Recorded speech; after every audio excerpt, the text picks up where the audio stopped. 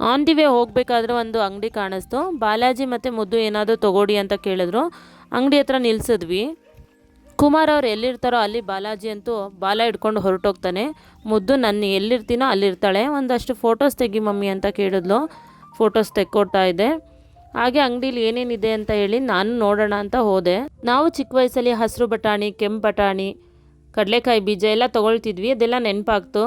ಒಂದಷ್ಟು ಸ್ನ್ಯಾಕ್ಸು, ಜ್ಯೂಸ್ಗಳನ್ನೆಲ್ಲ ತೊಗೊಂಡು ನಾವು ಹೊಲದ ಹತ್ರ ಬಂದ್ವಿ. ಇದೇ ನಮ್ಮ ಹೊಲ. ಕುಮಾರ್ ಅವರು ತುಂಬ ನೀಟಾಗಿ ಮೇಂಟೈನ್ ಮಾಡಿದ್ದಾರೆ. ಪಿಂಚಿನಾಗಿರ್ಬೋದು, ಗೇಟ್ನೆಲ್ಲ ನೀಟಾಗಿ ಹಾಕ್ಸಿರೋದು ತುಂಬ ಚೆನ್ನಾಗಿ ಮೇಂಟೈನ್ ಮಾಡಿದ್ದಾರೆ.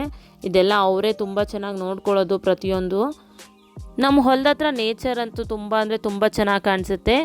ಅಲ್ಲೇ ಝೂಮ್ ಮಾಡಿ ತೋರಿಸ್ತಾ ಇದ್ದೀನಿ. ಇದು ಬ್ಯಾಕ್ ವಾಟರು. ಎಷ್ಟು ಚೆನ್ನಾಗಿ ಕಾಣಿಸ್ತಿದೆ ನೋಡಿ. ನಮಗಂತೂ ಆ ಕಡೆ ಹೋದಾಗೆಲ್ಲ ನೀರ ಹತ್ರ ಹೋಗಿ ಆಟ ಆಡ್ಕೊಂಡು ಬರಬೇಕು ಅಂತ ಅನಿಸುತ್ತೆ. ಆದರೆ ಮಕ್ಕಳು ಎಲ್ಲ ಇರೋದ್ರಿಂದ ಸ್ವಲ್ಪ ಭಯ ಪಡ್ತೀವಿ. ಫ್ಯಾಮಿಲಿ ಬಂದಾಗ ಒಂದು ಸಲ ಹೋಗಿದ್ದೀವಿ ನಾವು ಈ ಹೊಲ ತೊಗೊಂಡ್ಮೇಲೆ. ಅಂದರೆ ಅಲ್ಲೇ ಆಟ ಆಡ್ಕೊಂಡು ಟೈಮ್ ಸ್ಪೆಂಡ್ ಮಾಡ್ಕೊಂಡೆಲ್ಲ ಬರ್ಬೋದು. ಮಕ್ಕಳನ್ನ ಎಲ್ಲ ಕರ್ಕೊಂಡು ಹೋಗ್ಬೋದು, ಆದರೆ ಕೇರ್ಫುಲ್ಲಾಗಿ ನೋಡ್ಕೋಬೇಕಷ್ಟೇ.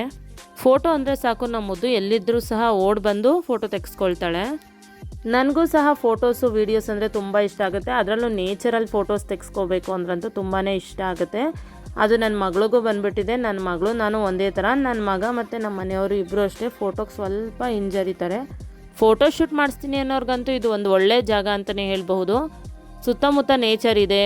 ಅಲ್ಲೇ ಹಿಂದೆ ಬ್ಯಾಕ್ ವಾಟರು, ಮೇಲ್ಗಡೆ ಸ್ಕೈ, ಒಳ್ಳೆ ಫೋಟೋ ಶೂಟ್ ಮಾಡಿಸ್ಬೋದು. ನಮ್ಮ ಹೊಲದಲ್ಲೇ 3 ಹುಣಸೆ ಹಣ್ಣಿನ ಮರಗಳಿದೆ. ತುಂಬ ಅಂದರೆ ತುಂಬ ಕಾಯಿಗಳನ್ನ ಬಿಟ್ಟಿದೆ ಈ ಸಲ. ಇದು ಕಾಯಿನೂ ಅಲ್ಲ, ಹಣ್ಣು ಅಲ್ಲ, ದೋರ್ ಥರ ಆಗಿದೆ. ಇನ್ನೂ ಸ್ವಲ್ಪ ದಿನ ಆಗಬೇಕು ಹಣ್ಣಾಗೋದಕ್ಕೆ. ಆಗ ನಾವು ಹುಣಸೆ ಹಣ್ಣನ್ನು ಉದುರಿಸ್ಕೊಳ್ತೀವಿ. 1.5 ಇಂದ 2 ಮೂಟೆ ಅಂತೂ ಆಗುತ್ತೆ ಅಂತ ಅನಿಸುತ್ತೆ. ಇದನ್ನು ನಾವು ಮನೆಗೆ ಬಳಸ್ಕೊಳ್ಳೋದು, ಹೊರಗಡೆ ಎಲ್ಲೂ ಕೊಂಡೋದಿಲ್ಲ ನಾವು. ನಮಗಿದು ಸಾಕಾಗುತ್ತೆ ವರ್ಷ ಪೂರ್ತಿ. ನುಗ್ಗೆ ಗಿಡನ ಹಾಕಿದ್ದೀವಿ. ಒಂದು ಗಿಡದಲ್ಲಿ ಹೂ ಮಾತ್ರ ಬಿಟ್ಟಿದೆ, ಎಲೆಗಳೇ ಇಲ್ಲ. ಪ್ರಕೃತಿ ಎಷ್ಟು ವಿಚಿತ್ರ ಅಲ್ವಾ.